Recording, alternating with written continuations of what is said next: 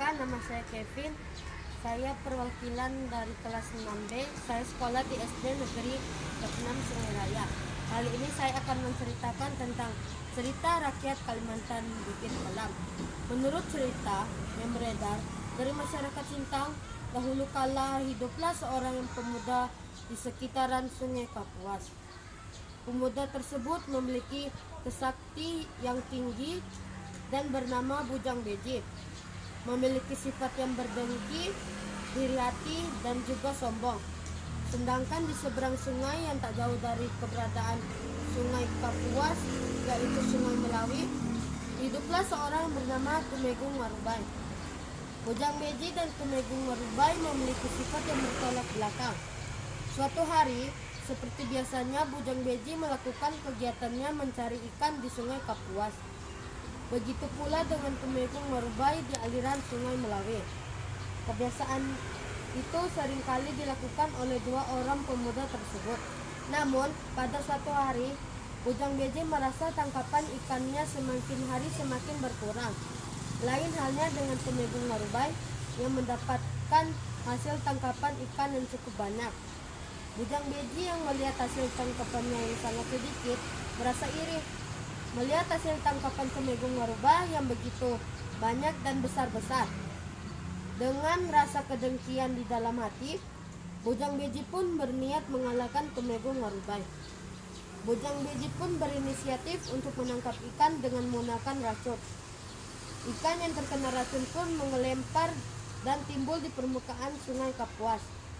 Dengan cara tersebut, Bujang Beji pun mendapatkan hasil tangkapan ikan yang sangat banyak, hingga mengalahkan hasil tangkapan ikan Tumenggung Marubai. Namun ikan-ikan yang berada di Sungai Kapuas pun mulai menyusut dengan pesat akibat racun tersebut. Rasa dengki pun menjadi-jadi pada Bujang Beji yang melihat Tumenggung Marubai membawa hasil tangkapan ikan yang tetap banyak. Bujang Beji yang merasa amarahnya telah memuncak-muncak memiliki niat jahat. Bujang Beji berencana untuk mengeringkan Sungai Melawi agar Tumenggung Marubai tidak bisa lagi mendapatkan ikan. Dengan kesaktian yang tinggi, Bujang Beji pun membelah puncak Bukit Batu.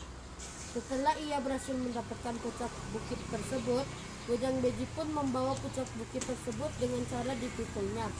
Tanpa disadari, Bujang Beji di dalam perjalanannya membawa puncak bukit batu tersebut, muncullah seorang bidadari di hadapan Bujang Beji. Sang bidadari pun marah terhadap Bujang Beji dan seenaknya memotong puncak bukit batu naga silat tersebut. Bidadari yang sangat marah pun mengirimkan sebuah petir yang menyambar tubuh Bujang Beji. Bujang Beji yang tak mengira akan hal itu pun terkejut dan menyebabkan batu yang dipikulnya tersebut terjatuh. Lalu ia pun mengambil batu yang telah jatuh tersebut namun tak mampu diangkat olehnya. Bagian dari batu tersebut ternyata tercap dengan sangat dalam ke dalam tanah. Bujang Beji yang merasa rencana jahatnya itu gagal pun bersiap-siap untuk menuntut balas dendam kepada bidadari tadi. Dia sengaja mencapkan pohon kumbang bambu. Dalam sekejap mata, pohon itu pun tumbuh hingga mencapai langit. Sebelum membajak pohon tersebut, ia memberikan sesaji kepada hewan-hewan yang berada di hutan agar tidak mengganggu rencananya tersebut. Namun Bujang Beji lupa untuk memberi sesaji untuk hewan rayap dan beruang. Tanpa menunggu lama, rayap dan beruang itu pun langsung mengerogoti pohon kumbang bambu tersebut. Para rayap tersebut menyusul dengan pasukannya, sementara Bujang Beji yang hampir mencapai langit tiba-tiba merasa pohon itu bergetar.